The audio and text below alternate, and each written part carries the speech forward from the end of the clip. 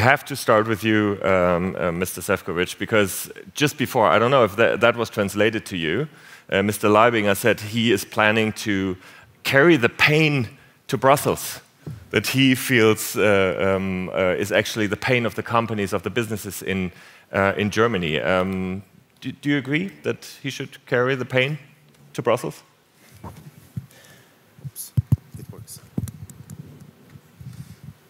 I think that clearly, I think what is very important for, I would say, the whole Brussels ecosystem to hear even more clearly what is on the mind of our industries and businesses, why they feel it's so difficult very often to achieve the progress, what are the main obstacles, and therefore I think more we can get that very clear, concrete suggestions, the better it would be. Because to be honest, I hear these complaints a lot when I'm traveling across the Europe, but if you would kind of work in the Brussels bubble, I have to say it's not always the same thing. And I fully understand that for Mr. Leibinger, it's also very courageous personal decisions, because very often when I speak with the business leaders, please come and speak up. There is always a certain hesitations because you do not want to get into some kind of public clash which will be all over X or in social media, that you are against this or that policies which are important for certain constituency. So I appreciate the honesty, I appreciate the straightforward talk, and I can also assure you that as I think we became to know each other, that with every single suggestions we heard from him or from another business leaders, I'm discussing it with my colleagues, the commissioners responsible for these elements, and as I said, the simplification agenda. We all got it in our mission letters to the commissioners from our president. We are working on it, and we know that this is very important, and the leaders, political and business leaders, are reminding us of that every single day. Mr. Gröbler, the European Commission, to stay in that topic, has launched the Steel and Metals Action Plan to support the industry. I mean, you're facing particular challenges we all know about. Is that enough? Is this what you expect? Well, first of all, I think it's to acknowledge that the EU has put up this Steel and Metals Action Plan. I think first time ever that such an action plan for the steel industry has been put down, and acknowledging the fierce sort of issues that we have on a competitive side. We see other regions of this globe dumping steel in Europe, especially with the trade barriers starting, for example, in the US. So steel that was supposed to be traded to the US is now sort of entering Europe. We see a high inflow and at basically at costs that are not competitive vis-à-vis the cost that we are able to produce at. Hence, having that Steel and Metals Action Plan is the first right step. What we're lacking, though, is the implementation of it. I think what we need now is a clear and forceful implementation of the Steel and Metals Action Plan quickly, in order also to give stability into the entire industry. Because for me, stability is trust, and trust ultimately is investments, and that's what we need also to perform the transformation that society has given us a clear task on. Mr. Meyer, I mean, you have two roles, and one I think is specifically in the focus right now, which is as a chair of the Transatlantic Business Initiative, which is a complicated one at times, and probably particularly currently in this year. How do you see the future of the transatlantic business relationships? I mean, is this something we need to sort of defocus from, or is this something where you still see the future? Well, I think there's a certain necessity for many people in this room that this trade relationship works out, and we still have, I think, a lot in common on both sides of the transatlantic. Security, a topic we discussed also earlier today, being one of those topics. And I think we need to recognize not only the Western perspective. If you look over the last 5 to 10 years, the most profound change, the most of the trade that has been growing is the trade still with China. China and the rest of the world is where trade has been growing massively. I'll give you one example. Nigeria's by far largest trading partner. More than 40% of Nigerian imports come from China. we talked about Dubai. The commissioner mentioned this. It's good if we get a free trade agreement with the United States Emirates. Look at the Middle East. I mean, that's a market that, to a great extent, has been lost to China. So that's why the question of trade is inherently connected to the question of competitiveness. We need to become, again, more competitive. That was much talked about, and I can talk an entire evening, an entire week, if you want, about the issues we have with bureaucracy and how harmful it is in Europe. That's not our core topic for this panel, but invite me for any panel you have on that. So that is a profound issue that also affects trade. Now we need a deal with the United States from a German industry perspective, from a US industry perspective also, because what is currently done, this biggest experiment in trade policy ever, is also harmful for US companies, and I think we would all wish and encourage the colleagues there to speak up more. CEOs, business people in the United States are currently very quiet on that subject. But also from a European perspective, I think we need to deal with the reality that having a deal, a classical trade deal, about all items possible, I think is out of reach. I think this is a process which will go on for years, but we need a first step in this process in the coming weeks. I mean, we pay to the customs authorities your duties here in the room.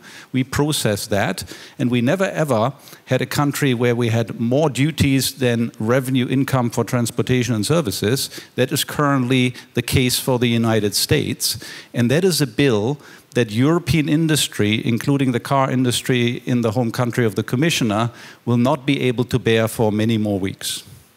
Yeah. Angela Titzrath, Sefcovic said it's a year of disruption, but also a year of a new beginning. What do you feel more currently? Oh, I'm an optimist, a little bit like Mr. Leibinger, mentioned. I'm in love with Europe, so I think in every crisis there's definitely an opportunity for change.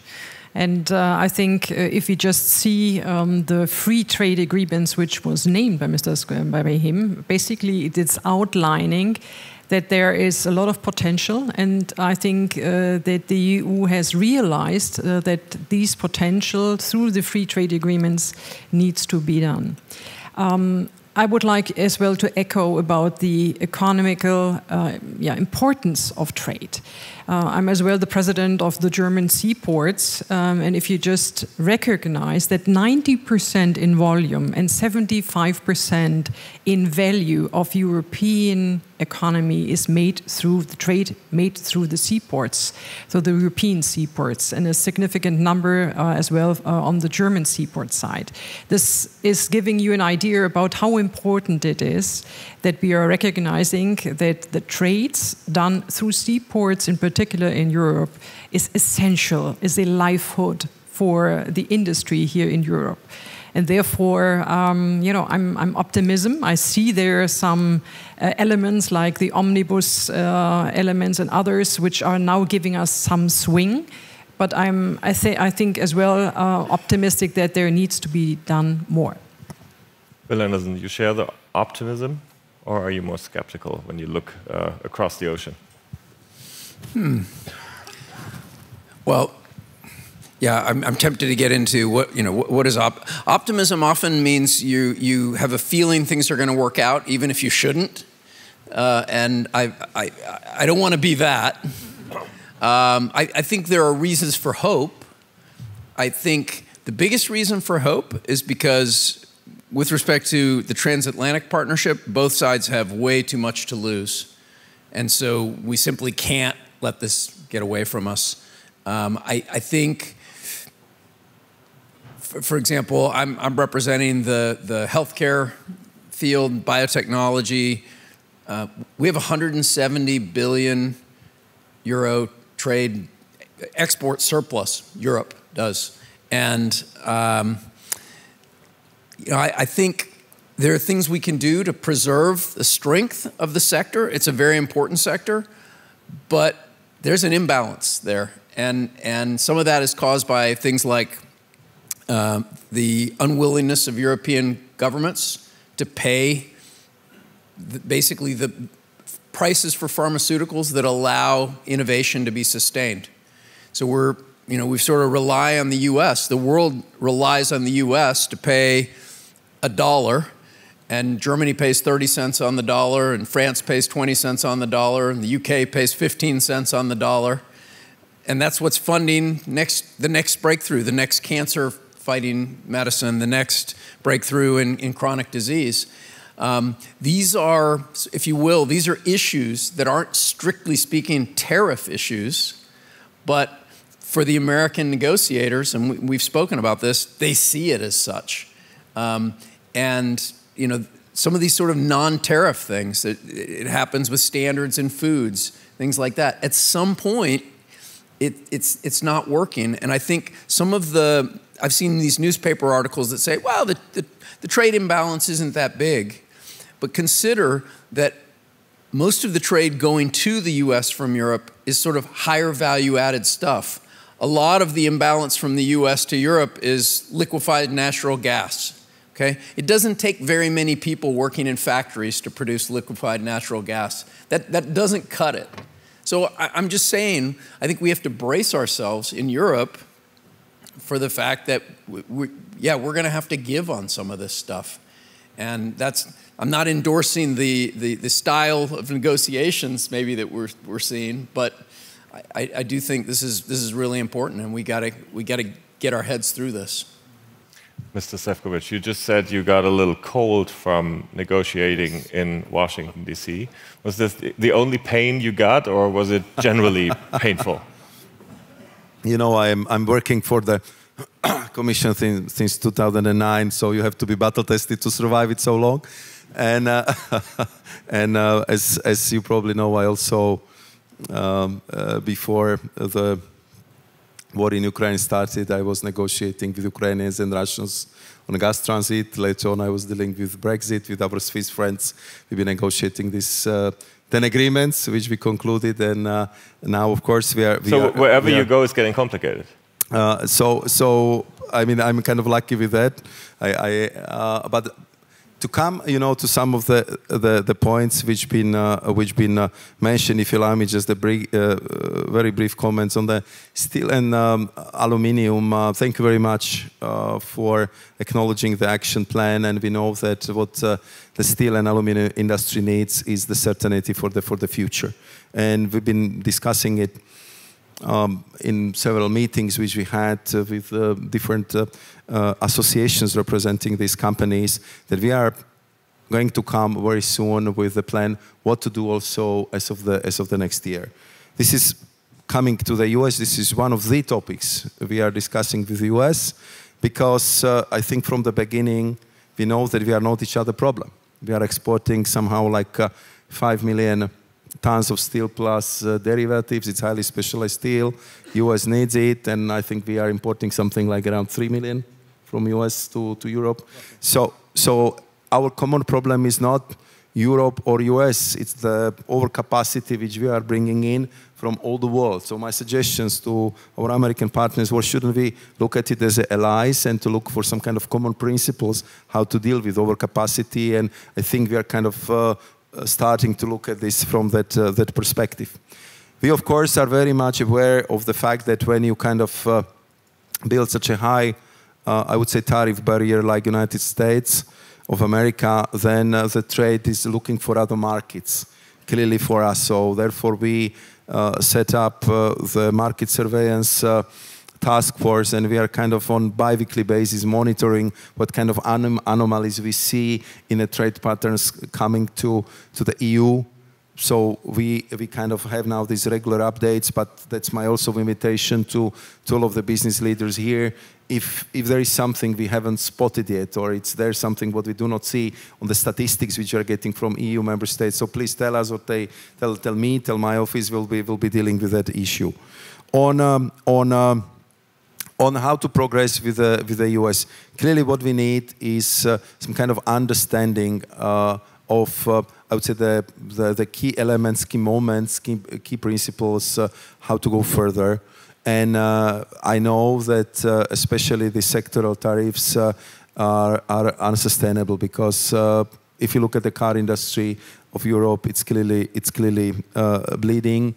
and really to have the tariffs on the level of 27.5%, which is current state, it's clearly unsustainable. But the fact is that, and here I would echo of our colleagues here, they say the United States and their representatives are clearly convinced that for many years the rest of the world was kind of taking advantage from US market and US economy.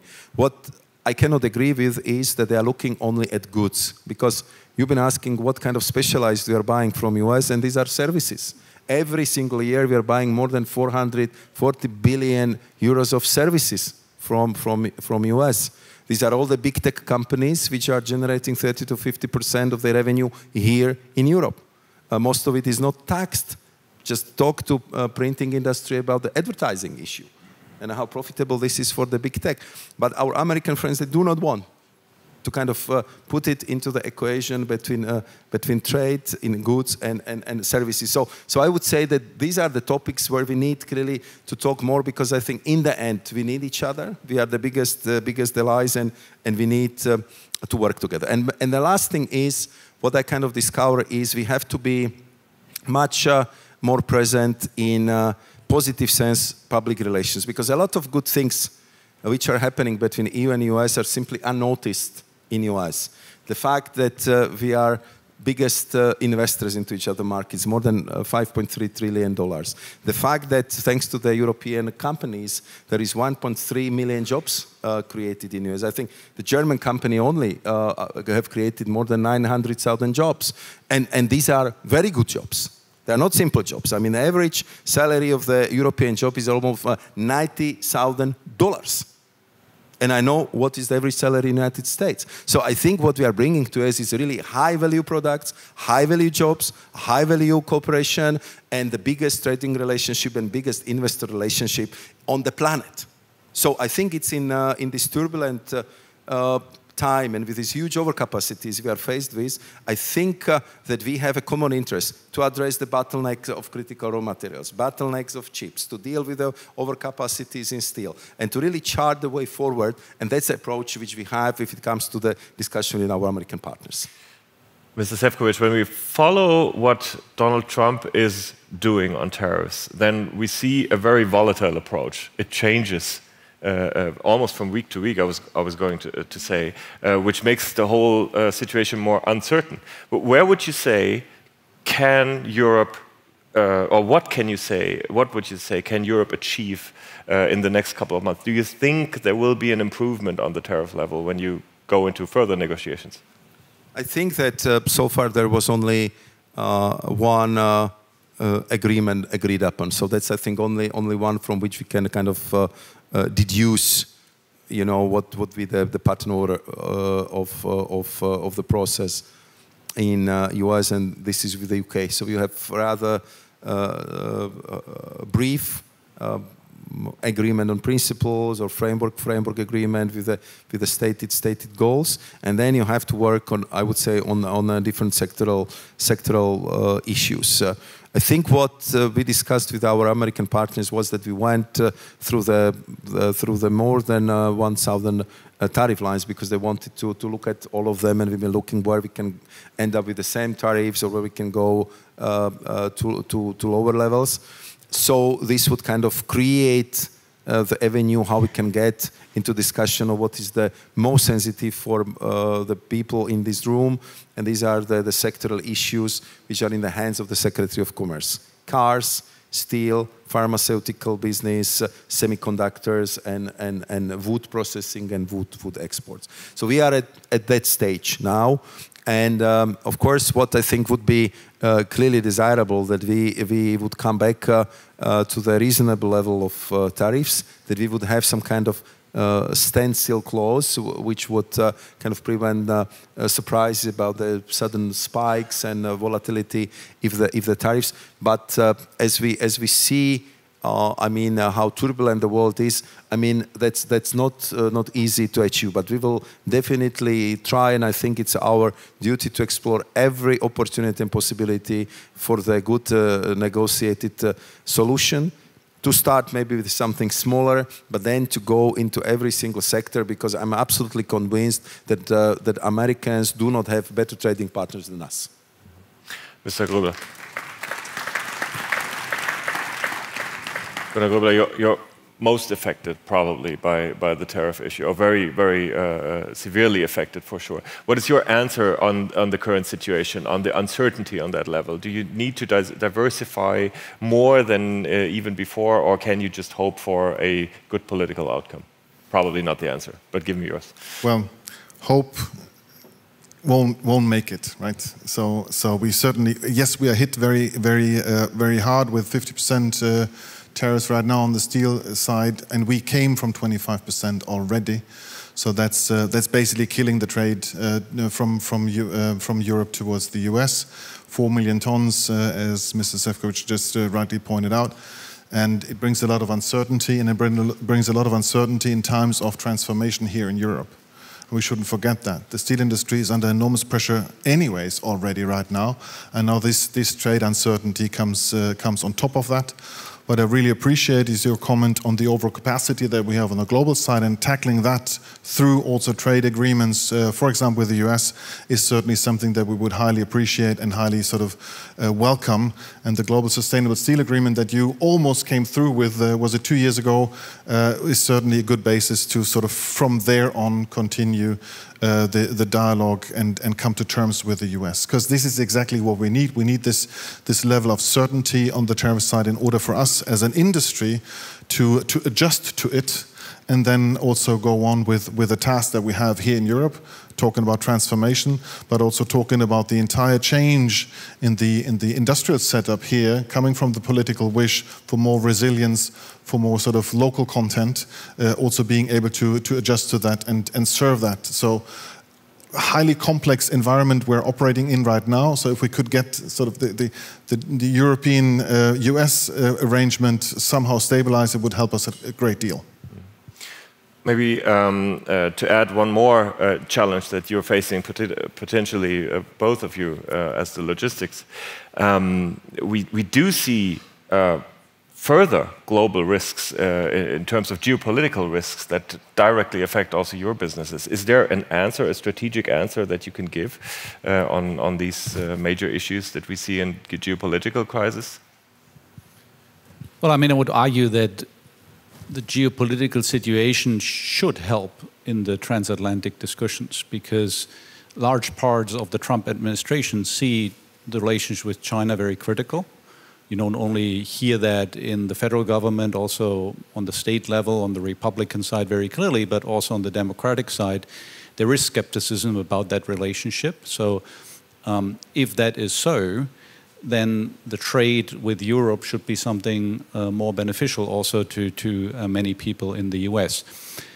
I also agree with the Commissioner that I think a fair conversation with the US needs to include, or at least recognize, trade and also capital, I would add, because also on the capital flows, the US has a net benefit from that.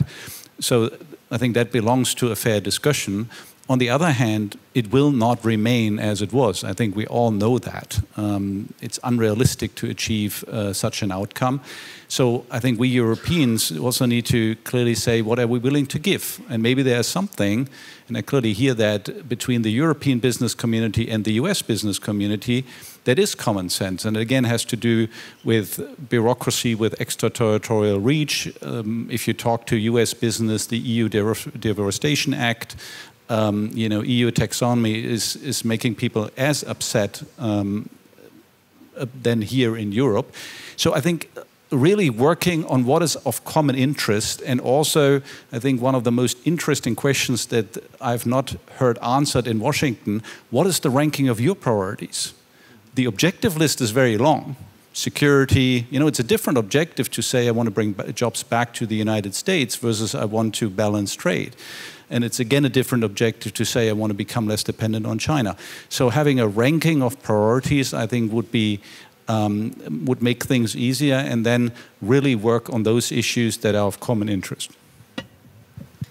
Well, geopolitics are always has a significant impact as well on geoeconomics. And as Tobias already outlined, I think it's important to make to everybody very visible how big this impact is and to balance it. We are seeing it from the European perspective, from the basically the infrastructure side, that we can prepare ourselves only if we acknowledge that this is a new normal, that we are creating agility in our own systems, trade systems and infrastructure, as well as outlining, as we have learned, we are a company born in Hamburg, now we are operating in Europe, from Tallinn to Odessa to Hamburg to Trieste, 21 terminals in the hinterland. So that was our answer through this volatility, to have a resilient way of answering and handling those trade. But let me make just one more point to this volatility, because particularly we in Germany, we are facing that 60% in value of our trade balance basically is made through the seaports. And if you recognize how important the seaports are, we need to make sure to get in action and finance the bottlenecks of infrastructure maintenance that is necessary. This is about 3% of the fund, of the infrastructure fund. That's around 15 billion euros, which is necessary, which is an investment and a clear answer as well to basically to handle those balance in the future. Bill Anderson, I just recently was on a panel where the debate about Harvard and the question of whether the US might lose talent was something that was directly debated.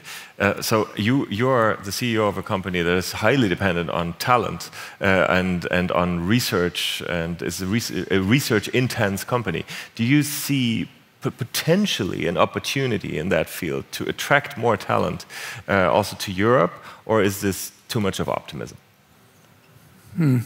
Yeah, it's a very particular situation that's going on with some of these elite universities in the US. I think it's going to get worked out because, frankly, yeah, how would I say, in America, we tend to go kind of off to one extreme and then we come back, and maybe Europe's a little more steady Eddie. Some of the elite universities got so caught up in the kind of diversity movement that they were, basically they became places that were hostile to people right of center, where you couldn't have a speech there by people who didn't have the right politics. And now there's sort of a political price being paid for that. I think that's got to get worked out, and there's got to be a restoration of free speech on campuses for all different kinds of politics. Yeah, and let's not fall into that in other places. So I think that's going to get sorted out. I think the big opportunity for Europe is to embrace some of the technologies, to see these as opportunities. My company is the largest company with biotechnology in agriculture, and here we are 30 years past the first GMO crops being introduced, and all the bad things that people said were going to happen about them. And so which of those bad things has happened? Right. And it's time. And so I think the secret to Europe's future is to embrace the future, and not to think that by being sort of the masters of regulation, that's a way forward. And so I think you look at things like AI. AI has got tremendous potential, but lots of European companies are kind of wondering, like, ooh, can we do this? Can we do that? I can tell you, in America, it's very simple. There's laws. You're not allowed to commit fraud. You're not allowed to defame people. You're not allowed to do bad things. So when you're deploying AI, just don't do bad things. They're not waiting for regulation to tell them what they can and can't do. The laws exist. So I think this is probably an opportunity for Europe, this present convulsion, to get back on track and saying, hey, and Germany is such a technology leader. So, you know, own that and move forward. Wonderful.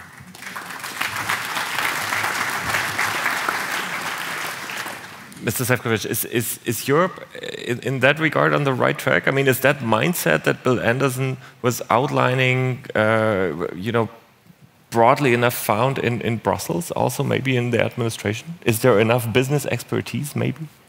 I think what I would say, every administration, I started as a civil servant in Slovakia, and of course, I'm working very closely with the national administration. I cannot say that you have, as a representative of any government or administration, too much contacts with business and industry. Especially if we are talking about such a dynamic environment that you have technologies which are kind of evolving sometimes on a monthly basis.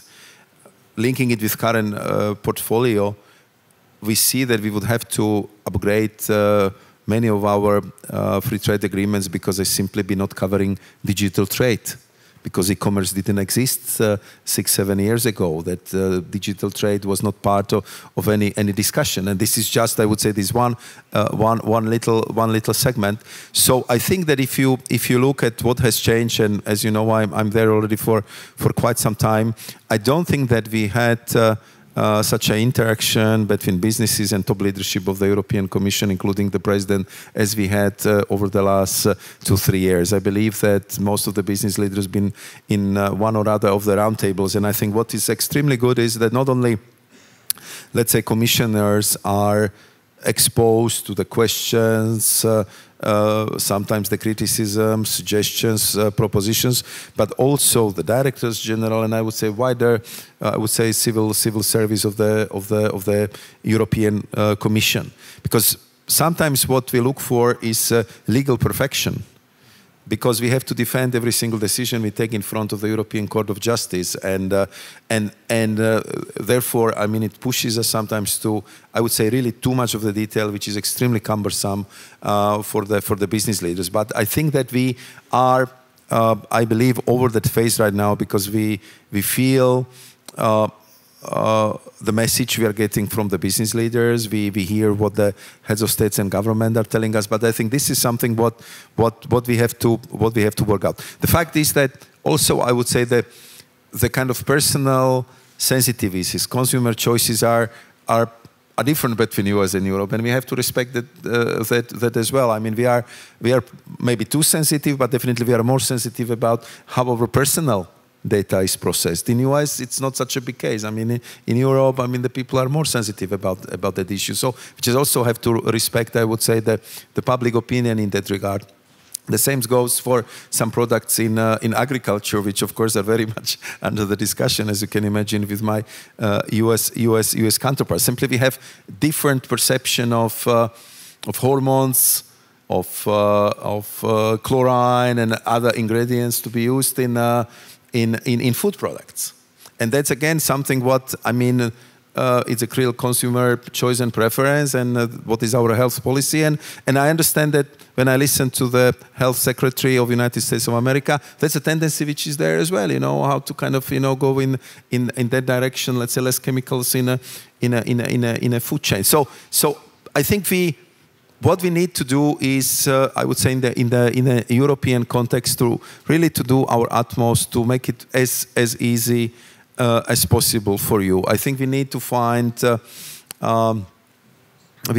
ways how to make the energy cheaper, because this is what number one issue which I hear in all of our discussions, and we need to work with our American partners on where we would benefit hugely from synergies. We have differences here and there, but overall, I mean, I think the transatlantic trade is so huge, despite of all these differences. So I believe that if we can bridge over some of them, which are currently on the table, that it would be to the clearly benefit of the both sides. Thank you. I would like to try a fast last round and go through the businesses, because now, Mr. Šefčovič, you have the chance to talk to the business leaders that you might not meet so much in Brussels. If you have 1 or 2 points that you want to, Bill Anderson, let's start with you. If you have maybe one point only that you want to send and communicate to Mr. Šefčovič that he should bring to Brussels and possibly change. Okay, I'm writing it down. So I have a pen. I will write it down for you. What was that? So first, I would just say that Mr. Šefčovič has been very engaged, and I've had the opportunity to speak with him about this. So, and I do appreciate that. But I will repeat it as so. Bayer, we are a huge exporter from Europe to America and America to Europe, and if you draw a circle around U.S. and Europe, we're exporting to the world from the U.S. and Europe. So in other words, we're net exporters from both Europe and America. We need a deal, because without a deal, it's disaster. I write that down. Angela Tisrath, what's your point? Yeah, as we have already a deal with the US following Bill, I would like to ask you to speed up with the deal with India and Indonesia. We are living in Germany from free trade. Please defend this. And I think India and Indonesia are the next one on the list. So I also want to thank the Commissioner for his accessibility. I think it's also rubbing off to some of your colleagues where this is even more needed. So that's a positive development as well. I could also agree, obviously, that we need a deal with the United States. I already said something how I believe this needs to happen. But I would also like to go back to the more fundamental issue that you've laid out. We live in a world that gets ever more complex. And I think we all feel it at least isn't getting slower in the development.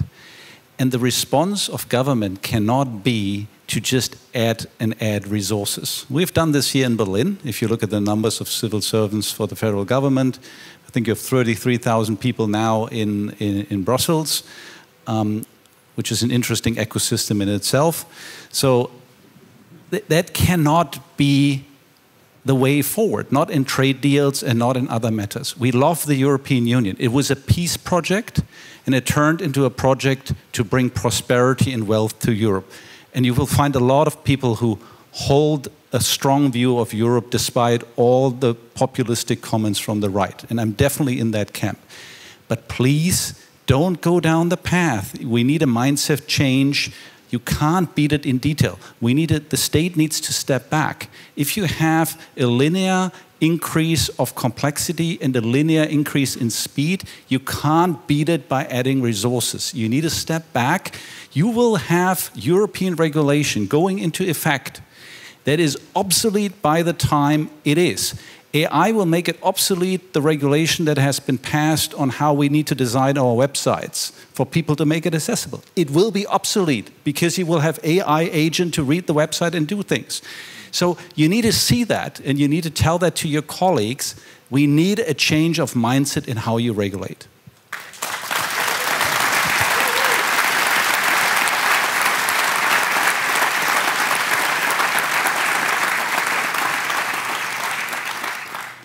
I would clearly echo that and add perhaps that whatever we do in terms of trade, we need to get to a fair, level playing field with our trade partners as much as we can.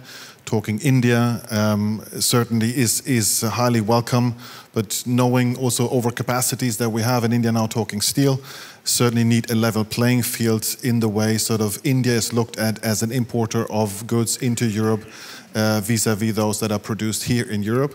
Also in the context of resilience and sort of strategic resources that we have here in Europe, to not sort of undermine those industries here and keep that balance. I think that would be my main message, and everything else falls under that level playing field, the fair level of trade in both directions.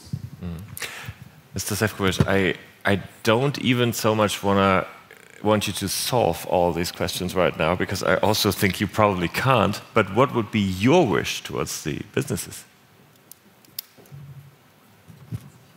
Thank you very much. Just telegraphic response. Deal needed. Yes, I agree. India, Indonesia. I believe that we can get there in the middle of the year, India before the end of the year, with all the caveats which we heard here. Mindset and complexity. I can tell you that we are kind of sharing that approach in all the discussion I am involved, and I totally agree with you also on the need to have level playing field with all our partners. And I also, if I have one wish here is talk to us, criticize us, but support us. We really need it, and sometimes it's not easy. I mean, you know how difficult it is to run one country. You can imagine how complex it is to run 27 countries and then different institutions. But I can promise you one thing about this mindset change. We clearly feel, as you said, your pain, the challenges in front of you, and I can tell you that the mindset in the Commission has changed, and there are many colleagues of mine who tell you that we are ready to fight tooth and nail for you, for the European businesses, not only to stay in Europe, but to prosper here. And I think it's our common duty, and let's work on this together. That would be my final words. Thank you so much. And my